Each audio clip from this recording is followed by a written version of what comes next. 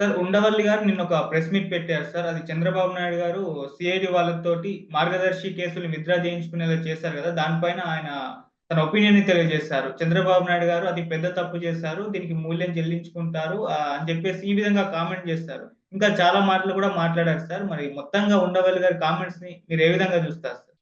ఉండవల్లి ప్రధానంగా ఆయన తన అభిప్రాయాన్ని కుండబద్దలు కొట్టినట్టు చెప్తుంటారు. ఇప్పుడు ఆయన ప్రధానంగా నిన్న ప్రెస్ మీట్ పెట్టి ఆహ్, మార్గదర్శి విషయానికి సంబంధించి కేసులకు సంబంధించి ఆయన తన అభిప్రాయాలు చెప్పాడు. మార్గదర్శి అంటే 2 రకాలున్నాయి. ఒకటి మార్గదర్శి ఫైనాన్సియర్స్ అనే సంస్థ. ఆహ్, అది హెచ్‌టిఎఫ్. హెచ్‌ఎఫ్ అంటే హిందూ అన్‌డివైడెడ్ ఫ్యామిలీ. అంటే అవిభాజ్య హిందూ కుటుంబం అనే ఒక కంపెనీలలో రకరకాలుంటాయి గదా! Public limited company, private limited company. అలాగా హెచ్‌ఈఎఫ్ అనేది కూడా ఒక కంపెనీ. దాని కింద ఉమ్మడి కుటుంబంలో నుంచి మాత్రమే డిపాజిట్లు కలెక్ట్ చేయాలి. కానీ అది ప్రజల నుంచి డిపాజిట్లు కలెక్ట్ చేసి, ఆ డిపాజిట్ల డబ్బును తన ఇతర కంపెనీల్లో పెట్టుబడులుగా పెట్టిందనేది దానికి ఆరోపణ. దాని మీద 2006 నుంచి కూడా ఉండవల్లి ఫైట్ చేసుకుంటూ వస్తున్నాడు. ఉమ్మడి ఆంధ్రప్రదేశ్ హైకోర్టు దాన్ని కొట్టేసింది ఆ కేసుని. తర్వాత ఎప్పుడో ఉండవల్లికి తెలిసింది. తెలిసినాక ఆయన సుప్రీం కోర్ట్‌కెళ్ళాడు. ఈయనెళ్ళిన ఒక 2 ఏళ్ల తర్వాత మళ్ళీ జగన్ ప్రభుత్వం ఇంప్లీడ్ అయింది. సో, దాంతో అక్కడ సుప్రీం కోర్ట్ కూడా దానికి సంబంధించి ఆహ్, అనేక ఆహ్, విచారణలు జరుపుతా వస్తోంది. దాని మీద ఫైన్ కట్టమని కూడా సుప్రీం కోర్ట్ చెప్పింది. మొత్తం లారీల కొద్దీ డాక్యుమెంట్స్, డిపాజిటర్ల వివరాలను కూడా సబ్మిట్ చేశారు సుప్రీం కోర్ట్‌కి. సో, ఆ తర్వాత మొన్న హైకోర్ట్‌లో కూడా ఆర్‌బీఐ రిజర్వ్ బ్యాంక్ ఇండియా కూడా ఉండవల్లి చెప్పిన ఆర్గ్యుమెంట్‌ని సపోర్ట్ చేసింది. ఇది రిజర్వ్ బ్యాంక్ ఇండియా చట్టం ప్రకారం 1982 యాక్ట్ ప్రకారం మార్గదర్శి చేసిన తప్పే. డిపాజిట్లు పబ్లిక్ నుంచి కలెక్ట్ చేయకూడదు అనేది చెప్పింది. ఈ కాంటెక్స్ట్‌లో ఆహ్, చంద్రబాబు ప్రభుత్వం అధికారంలోకి రాకముందే చంద్రబాబు మేమొచ్చినాక మార్గదర్శిని మేము కాపాడుతాము అని ఆయన ఆహ్, ప్రకటన చేశారు.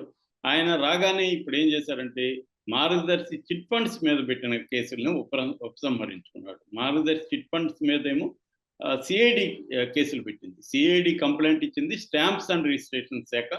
సీఐడీ అనేక బ్రాంచుల్ని సీజ్ చేసేసింది. దాదాపు 1000,00,00,000 పైన 1051,00,00,000 డబ్బుని సీజ్ చేసింది. సో, ఈ కాంటెక్స్‌లో ఉండవల్లి ఇప్పుడు పెట్టి సి ఈ సీఐడీ పెట్టిన దాన్ని సీఐడీనే ఉపసంహరించుకోవడం కరెక్ట్ కాదు. అట్లాగే వైసీపీ గతంలో అఫిడవిట్ ఏసింది. ఆ అఫిడవిట్‌ని కూడా చంద్రబాబు ఉపసంహరించుకుంటాడు. ఇది చంద్రబాబు జీవితంలోనే మాయన మచ్చగా మిగిలిపోతుంది. మామూలుగా చంద్రబాబు చట్టానికి దొరకకుండా తన తను చేయాలనుకున్నది చేస్తుంటాడు. కానీ ఈసారి మాత్రం రామోజీరావు విషయంలో పబ్లిక్‌గానే చంద్రబాబు ఈ తప్పు చేశాడు. ఇది ఆయన జీవితంలోనే అతిపెద్ద మచ్చగా మిగిలిపోతుంది చంద్రబాబుది.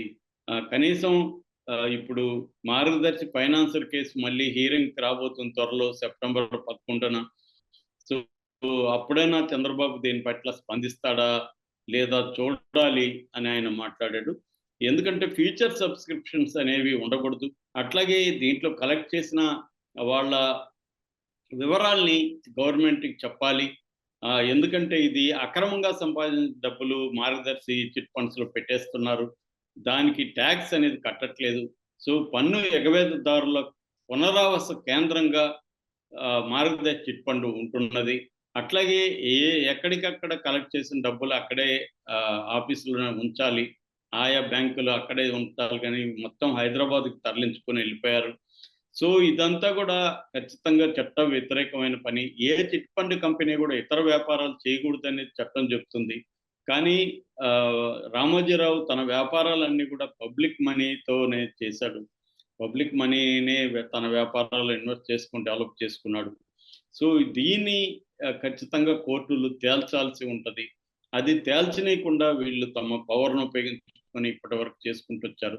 ఇప్పుడు చంద్రబాబు అతిపెద్ద తప్పు చేశాడు అనేది ఆయన ప్రధానంగా ఆరోపించిన ఆహ్, పరిస్థితనమాట.